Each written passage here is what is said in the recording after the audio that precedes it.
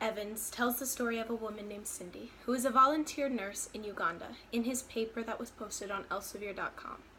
He quotes Cindy as she describes how she sometimes doesn't understand why she does what she does.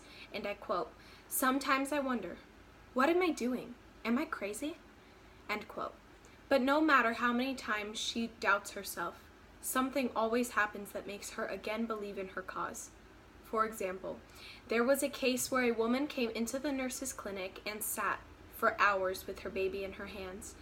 The team of nurses had no idea how ill the baby was until they brought it back and it was completely unresponsive, hours away from death. The nurses worked feverishly until they were able to get the baby into an ambulance and on its way to the hospital. The baby survived and is now thriving, and I have a picture of the baby right here. Yeah, it's a super cute little one. This, along with other captivating stories, are why I wanted to investigate what strengths would be needed to be a nurse in a third world nation such as Africa. Hi, my name is Emma Herzog. I am a dual-enrolled student at Daytona State College getting a degree in neonatal nursing. Nursing in general requires a lot of physical and emotional strength as well as endurance. But being a nurse in a third world nation is even harder and requires even more strength. It's not surprising how strong nurses must be in all forms of the word when you consider what they have to do. A nurse has to have great physical strength to work through the hardships they face. According to nurselink.com, the rate of people with AIDS and HIV, as well as many other contagious diseases in the African region, is very high. Women, not just women, women and men who are nurses need to have strong immune systems so that they're able to fight these diseases and help the people of the nation without getting themselves sick. There is also a need for the nurses there to be able to protect themselves because the violence rate in Africa is very high, because the poverty is so bad that people have begun stealing from the more well-to-do because that's their only way of survival. They sell what they get or they use it for themselves. A nurse also needs great emotional strength. Wilson Nanari posts in his blog the top 10 great attributes of a nurse, and one of them is emotional stability.